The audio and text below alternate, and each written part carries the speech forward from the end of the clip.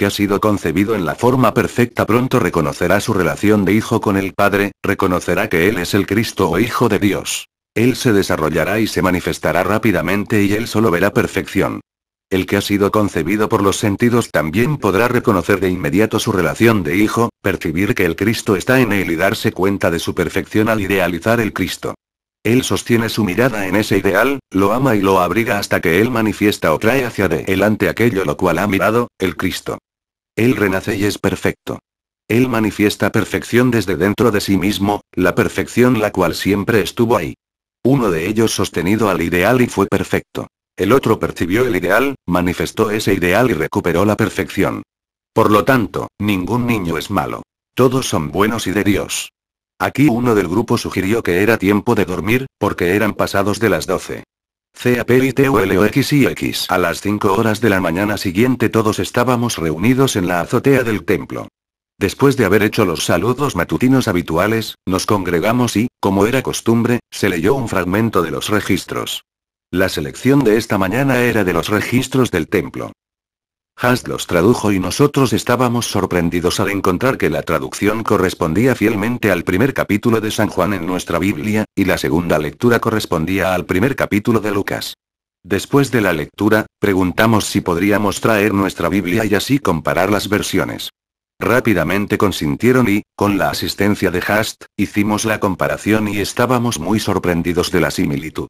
Nosotros apenas habíamos terminado cuando se oyó la llamada al desayuno y todos entramos.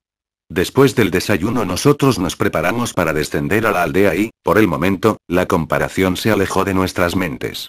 Cuando hubimos llegado a la aldea, encontramos a un número considerable de personas de las cercanías congregadas ahí y Hast nos dijo que casi todos eran pastores que pastoreaban sus rebaños en las altas montañas en el verano, y el tiempo para dejar las regiones bajas se estaba aproximando. A nosotros nos fue dicho que este tipo de reunión, como la que se llevaría a cabo esa tarde, siempre era convocada justo antes de que ellos partieran. Al estar caminando en la aldea, nosotros nos encontramos con el sobrino de Emil y él sugirió que diéramos un corto paseo antes de la comida. Rápidamente aceptamos la invitación puesto que nosotros deseábamos ver más de los alrededores. Mientras avanzábamos en esta caminata, varios lugares del valle nos fueron señalados como de especial interés. Aquellos nombres, una vez traducidos, tenían mucha semejanza con los primeros nombres de la Biblia, pero el significado real de todo esto no se presentó a sí mismo sino hasta que regresamos, comimos, y hasta que estuvimos sentados entre los que se habían reunido. Había como 200 personas reunidas cuando apareció el resto de nuestros amigos del templo. Entonces, el sobrino de Emil se levantó y se acercó a dos hombres que cargaban lo que parecía ser un gran libro. Cuando este fue abierto, resultó ser una caja en la forma de un libro. Él seleccionó un paquete que consistía de hojas planas como las de un manuscrito. Y la caja fue colocada en el suelo. El paquete fue entregado a uno de los hombres. Este lo abrió y entregó la primera hoja al sobrino de Emil. Cuando terminaba la lectura de cada hoja, esta era entregada al otro hombre quien la ponía en la caja. La lectura prosiguió con Hast como intérprete. No había avanzado mucho cuando nosotros nos dimos cuenta de que tenía una semejanza sorprendente con el libro de San Juan, llevado a mucho más detalle. Después siguió uno similar al de Lucas, después uno similar al de Marcos, y el último era como el de Mateo. Después de la lectura, las personas se reunieron en pequeños grupos y nosotros, con Hast, buscamos a Emil porque teníamos curiosidad de saber el significado de todo esto. Nos dijeron que los registros eran leídos cada año en esta reunión y que hace muchos años este lugar había sido el centro del país, el lugar en el cual se habían representado estas escenas. Comentamos que estos sucesos eran muy similares a las crónicas en nuestra Biblia, a lo cual nos dijeron que no existe la menor duda de que algunas de las escenas de los tiempos más remotos, de acuerdo a las crónicas en nuestra Biblia, fueron tomadas de estos registros.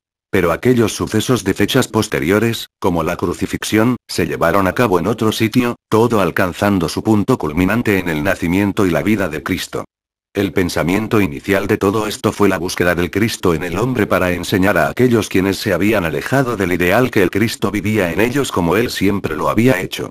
Emil continuó diciendo que no importaba en dónde se representaran las escenas, porque lo que deseamos perpetuar es el significado espiritual subyacente. Nosotros pasamos lo que restaba de la tarde y el día siguiente haciendo comparaciones y tomando notas. Este espacio no nos permitirá la inclusión de estas comparaciones y notas aquí, pero el significado espiritual podrá entenderse leyendo los capítulos de la Biblia que se mencionaron anteriormente. Nosotros encontramos que el padre del sobrino de Emil, quien nos leyó los registros, nació en la aldea y era un descendiente directo de Juan, y que era costumbre el que algún miembro de la familia viniera a este lugar, en este tiempo, y leyera estos registros. El templo que se ubicaba arriba de nosotros era en donde ambos, Zacarías y Juan, habían rendido culto. Nos enteramos de que nuestros amigos deseaban seguir su camino, por lo que se arregló que Hast se quedara con nosotros y los otros se irían. Al día siguiente nosotros terminamos con los registros. Y entonces nos fuimos del templo temprano, a la mañana siguiente. A pesar de que era de madrugada, casi todos los aldeanos se encontraban levantados para despedirnos con un vayan con Dios. CAPITULOXX. En los siguientes 5 días, nuestro sendero nos guió a través de la región por la que Juan había viajado. El 5.º día nos trajo a la aldea en la cual nuestros caballos nos estaban esperando. Aquí nos encontró Emil, y desde este momento en adelante el viaje que nosotros realizamos hacia la aldea en donde vivía Emil fue comparativamente más fácil. Conforme nos acercábamos a esta aldea, nosotros podíamos ver que la región estaba más densamente poblada y que los caminos y senderos estaban mucho mejor que cualquiera de los que habíamos recorrido. El camino nos llevaba a lo largo de un fértil valle y continuamos por este valle hasta que resultó ser una altiplanicie a nivel. Nosotros notamos que el valle estaba gradualmente tornándose más angosto conforme avanzábamos hasta que, finalmente, las paredes estaban tan cerca en cada lado del riachuelo que éstas formaban un cañón. Como a las 4 de la tarde del día en que nosotros llegamos a la aldea, encontramos repentinamente un brusco desnivel perpendicular sobre el cual desembocaba el riachuelo, en una caída como de 100 metros. Nuestro camino nos llevaba a un lugar nivelado al pie del risco, cerca de la cascada. Ahí nos encontramos una abertura cortada en la roca arenisca en un ángulo de 45 grados, la cual conducía a la altiplanicie superior y en cuyo suelo inclinado se habían cortado escalones, así que el ascenso fue fácil. En la entrada inferior de esta abertura, al pie del risco, se habían instalado unas grandes puertas de piedra de tal forma que éstas podían ser cerradas, lo cual presentaba una barrera formidable ante algún enemigo intruso. Al llegar a la altiplanicie superior, nosotros nos dimos cuenta de que estos escalones inclinados eran la única forma de egreso o ingreso permitido por el riachuelo. En un tiempo hubo 3 modos de acceso, pero los muros que rodean a la aldea se reconstruyeron de tal manera que se impidió todo acceso posible. La gran mayoría de las casas en la aldea habían sido construidas de tal modo, que un muro de la casa era el muro que rodeaba la aldea. Nosotros nos percatamos de que las casas que formaban parte del muro eran por lo general de 3 pisos y no había aberturas para ventanas en el muro sino hasta el 3er piso. En cada abertura se había construido un balcón lo suficientemente grande para que 2 o 3 personas pudieran estar paradas ahí cómodamente. Nosotros juzgamos que los balcones habían sido dispuestos para poder tener una vigilancia en todo momento. Nos informaron que una vez la región fue habitada por una tribu nativa que se aisló a sí misma de los demás hasta que desapareció como tribu, habiendo sido unos cuantos asimilados por otras tribus. Este era el hogar de Emil y el lugar en donde nosotros nos encontraríamos con los miembros de todo nuestro grupo quienes nos habíamos dividido en pequeños subgrupos para así cubrir más territorio. Al preguntar, nosotros nos enteramos de que éramos los primeros en llegar y de que los otros llegarían hasta el día siguiente. Se nos asignó una de las casas construidas en el muro de la aldea. Las ventanas del 3er piso de esta casa daban a la región montañosa escarpada al sur. Después de que nos instalaron cómodamente, nos avisaron que la cena se serviría en el 1er piso o la planta baja. Cuando bajamos a cenar, nosotros encontramos sentados en la mesa a Emil, su hermana, su marido, y el hijo y la hija que habíamos conocido en el templo unos días antes. Justo habíamos terminado de cenar cuando nosotros oímos una conmoción en la pequeña plaza que estaba frente a la casa. Uno de los aldeanos entró y anunció que nuestro jefe y su grupo habían llegado. Después de haber sido confortablemente instalados, todos pasamos a la azotea. El sol se había metido pero el resplandor todavía persistía. El panorama que se presentaba a la vista semejaba una gran cuenca en la confluencia de varios riachuelos que bajaban en desfiladeros profundos desde la alta montaña. Estos riachuelos desembocaban en un riachuelo más grande antes de que éste fluyera sobre el muro empinado de rocas hacia abajo al valle, formando así la cascada.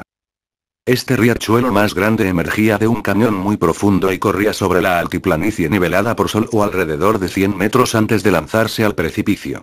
Varios de los riachuelos más pequeños fluían sobre las paredes perpendiculares del cañón cortado por el riachuelo más grande, formando cascadas perpendiculares y en algunos casos torrentes rugientes. En ocasiones, los riachuelos caían en pendientes verticales de 30 a 60 metros mientras que otros cortaban su camino en la pared del cañón y estos caían en una sucesión de cataratas. A lo lejos, muy arriba en las montañas los barrancos estaban llenos de glaciares y estos glaciares se proyectaban como dedos gigantes desde la gran cubierta de nieve que cubría las cimas de toda la cadena de montañas.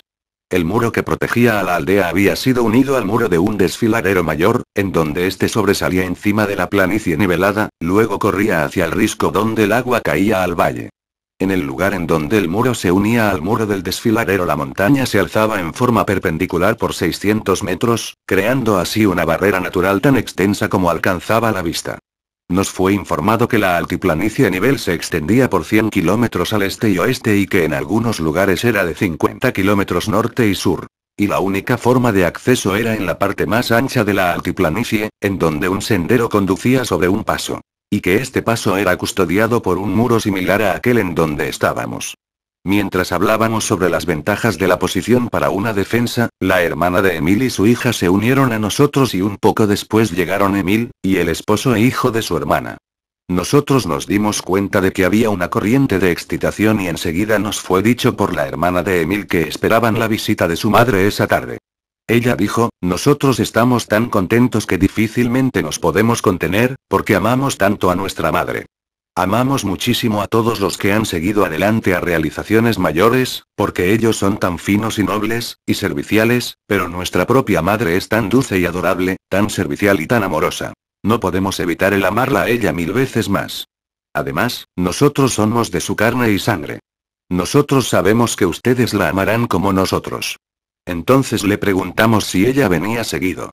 La respuesta fue, oh sí, ella siempre viene cuando la necesitamos, pero ella está tan ocupada con su trabajo que solo viene 2 veces al año de su propia voluntad y esta es una de sus visitas semestrales.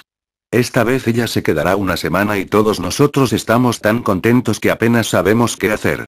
Aquí la plática derivó en las experiencias que habían tenido nuestros asociados mientras estuvimos separados, y estábamos tan concentrados en esta charla cuando de repente una quietud invadió todo y casi antes de advertirlo, nosotros estábamos sentados en perfecto silencio, sin sugerencia alguna de nadie.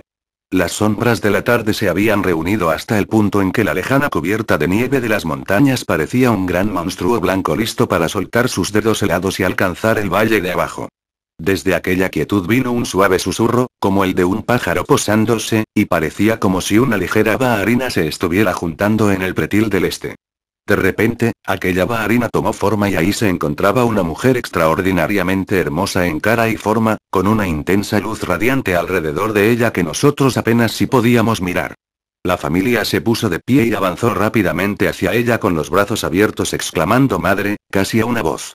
Ella dio un paso ligero hacia abajo, del pretil a la azotea, y abrazó a cada uno como lo haría cualquier madre cariñosa, y después nos fue presentada a nosotros. Entonces ella dijo, oh, ustedes son nuestros queridos hermanos de la lejana América quienes nos han venido a visitar. Naturalmente yo estoy llena de alegría al darles la bienvenida en nuestra tierra. Nuestros corazones van hacia todos y sentimos que si solo ellos nos dejaran, nosotros solo extenderíamos los brazos y abrazaríamos a todos como yo he abrazado a estos a los cuales yo llamo míos, solo ahora. Puesto que en realidad somos una familia, hijos del Padre Madre Dios único. ¿Por qué no podemos encontrarnos todos como hermanos? Justo antes nosotros ya habíamos observado que las tardes estaban tornándose frías, pero cuando apareció esta dama, el calor emitido por su presencia hizo que pareciera una tarde de verano.